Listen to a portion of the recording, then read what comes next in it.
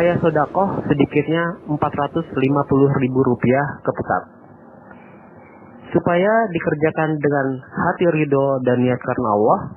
Jakarta, Tangerang, pengurus pusat, tanda tangan, saksi, tanda tangan. Selesai.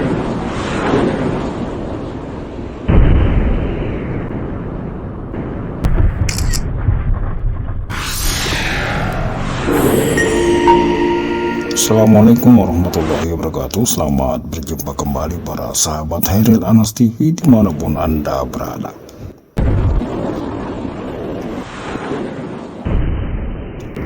Di kalangan Islam Jamaah, kita sering mendengarkan penggalan kalimat yang berbunyi, kerjakan karena Allah, moga-moga Allah beri barokah, alhamdulillah, jazakumullahu khair. Kalimat itu adalah penggalan kalimat yang akrab di telinga para pengikut Islam Jamaah, sebuah kelompok sempalan yang berada di bawah naungan Lembaga Dakwah Islam Indonesia LDII.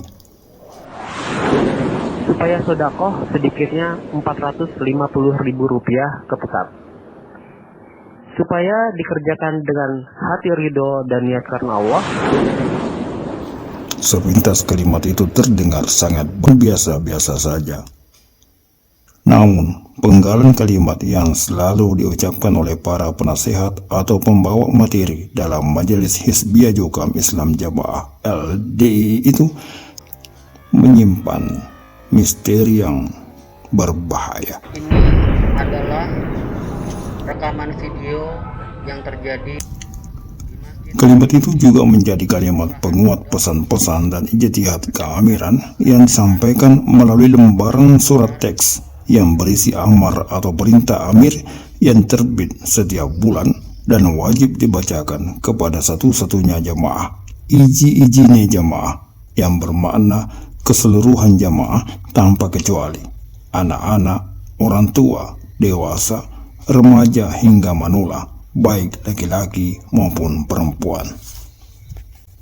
Bahkan apabila berhalangan hadir dalam pembacaan teks, maka wajib dibacakan secara privat, baik datang sendiri ke mubaliknya untuk dibacakan atau didatangi ke rumahnya. Bahkan yang terlambat datang saat pembacaan teks di kelompok wajib tinggal sejenak setelah selesai pembacaan teks untuk mendengarkan pembacaan susulan.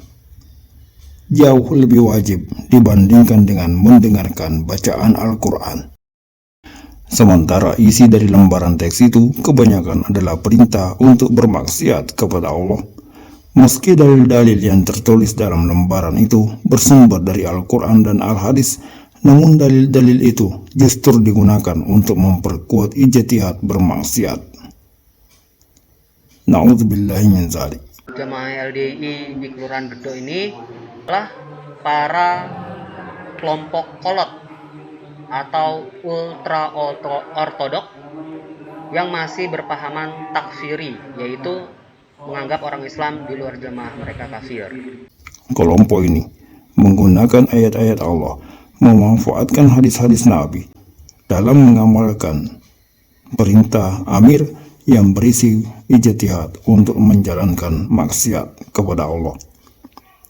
Dan anehnya, semua amalan maksiat itu dikerjakan dengan niat karena Allah. Subhanallah. Salat Jumat dilaksanakan di lantai 1 atau lantai dasar. Nah, orang-orang yang tetap berpahaman lama, takfiri, tidak mau sholat Jumat bareng. Akhirnya mereka sholat Jumat sendiri di lantai 2. Karena mereka tidak mau bergabung dengan jamaah sholat Jumat lainnya yang di lantai 1. Rasa-rasanya sulit menemukan kejahatan yang lebih jahat daripada kelakuan kelompok itu. Karena sejahat-jahatnya begal, seburuk-buruknya kelakuan para perompak, mereka tidak menggunakan ayat-ayat Allah dalam menjalankan kejahatannya. Bahkan mereka sadar bahwa apa yang mereka lakukan adalah bertentangan dengan perintah Allah. Tetapi kelompok Jukam Islam Jamaah faham dan mengerti bahwa kelakuan mereka adalah sebuah kejahatan. Mereka faham dan mengerti bahwa menyalahgunakan ayat-ayat firman Allah untuk bermaksiat kepadanya adalah bentuk kegilaan. Namun, mereka tetap melestarikan kejahatan dan kegilaan itu, bahkan dikerjakan atas niat karena Allah untuk mengharapkan rahmat dan ridha Allah. Nah, sholat Jumat lainnya yang di lantai 1. Mereka sholat jamaah sendiri di lantai 2. Inilah pemandangannya. Ya Allah, tidak habis pikir kemana akal sehat mereka melayang dan menghilang. Mari kita ambil contoh jihad keamiran Islam Jamaah yang bertentangan dengan sunnah Rasulullah, bahkan menentang Allah, namun mereka kerjakan dengan niat karena Allah. Salah satunya adalah persenan atau persepuluhan. Banyak pengikut Islam Jamaah ketika kita membahas soal ini berdalih sambil berkata, persenan lagi. Itu terus yang dibahas dari dulu. Dasar pelit. Manusia. Maka terutama di dalam masalah infak persenan. Saya bacakan standarnya Bapak Ibu. Bagi jamaah yang punya kekayaan dari mulai 40 juta 1 sampai dengan 50 juta, setiap dapat rezeki supaya memerlukan infak fisabilillah sedikitnya 7,5%. Hitung-hitung kekayaan kita mencapai 50 juta, setiap dapat rezeki kita keluarkan 7,5%-nya. Dan bagi jamaah yang kekayaannya mulai dari 50 juta 1 ke atas, sampai ratusan juta, sampai MMA, sampai TT-an, setiap dapat rezeki supaya memerlukan infak fisabilillah sedikitnya berapa Pak? Sedikitnya berapa Pak? 10%. Justru disitulah masalah terbesar kaum Islam Jamaah ini. Memang dari penyimpangan amalan persenan inilah menjadi sumber munculnya penyimpangan Islam Jamaah yang lain. Dikodarkan bulan ini dapat uang 1 juta, kenaan 10%, berapa infaknya? Andai saja bukan karena mempertahankan aliran dana segar persenan ini, maka Islam Jamaah yang telah dibekukan oleh Kejaksaan Agung Republik Indonesia di tahun 1971 itu tentu telah lama bubar dan tidak akan berusaha mati-matian berkamuflase, berubah bentuk, berganti nama, dan berganti organisasi. Semua itu dilakukan hanya untuk mempertahankan aliran dana persenan agar tidak terhenti. Pemagaran yang dilakukan oleh keamiran Islam Jamaah saat ini dengan berbagai cara, seperti melarang pengikutnya mendengar dan menyimak kajian dari ustadz saling membalik mereka, melarang berkomunikasi dengan para mantan pengikut yang telah hijrah, memaksa pengikutnya untuk bercerai dengan pasangannya yang telah hijrah, sampai memutus hubungan silaturahmi adalah untuk mencegah semakin banyaknya pengikut yang sadar dan hijrah, adalah untuk mencegah terjadinya penurunan jumlah persenan yang masuk ke kas keamiran. Bagi para jamaah yang punya kekayaan 10 juta 1 sampai dengan 25 juta, hitung-hitung kekayaan kita mencapai 25 juta.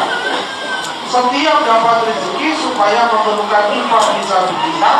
Dan semua perintah tersebut seperti menceraikan suami istri, memutus silaturahmi, menolak berkomunikasi dan bersosialisasi adalah perintah yang bertentangan dengan peraturan agama Islam yang jelas-jelas melarang umatnya untuk memutus silaturahmi, melarang umatnya untuk bermudah-mudahan dalam bercerai.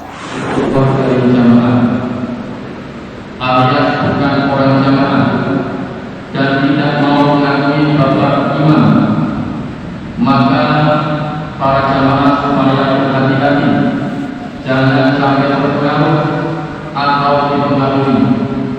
Jamaah supaya tetap dalam jamaah. Para jamaah yang ingin masuk surga selamat dari neraka bersama dengan bapak imam, maka Bahkan dikisahkan Raja Iblis akan memberikan penghargaan mahkota kepada pengikutnya yang berhasil menggoda pasangan suami istri untuk bercerai. Dan kelakuan Raja Iblis itu dilaksanakan dalam kalangan Islam Jamaah dan semua dilaksanakan atas niat karena Allah. Bagaimana mungkin amalan-amalan yang terlarang oleh Allah dilaksanakan atas niat karena Allah? Bagaimana mungkin pekerjaan maksiat dilaksanakan dengan harapan beroleh rahmat? Subhanallah. Na'udzubillahi min dzalik. 500 rupiah saja. Bagi para jamaah yang punya kekayaan, Wahai pengikut Islam jamaah, sadarlah. Sesungguhnya kalian telah tertipu oleh jaringan penipu yang super penipu. Sebab mereka bukan hanya menipu manusia, tetapi juga menipu Allah. Menyalahgunakan ayat-ayat Allah untuk menipu seluruh manusia. Menipu pemerintah dengan berlagak sebagai warga negara yang baik, tetapi sesungguhnya itu hanyalah kedok untuk menyembunyikan keburukannya, bahwa sesungguhnya mereka membangun negara di dalam negara.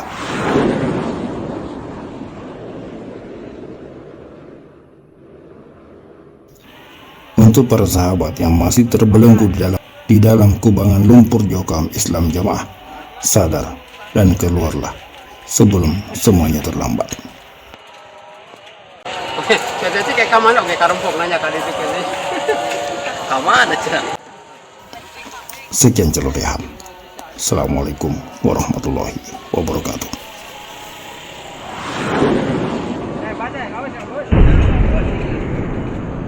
Malahan kayak di gabung mobil jadi gantungan bata. Mana pernah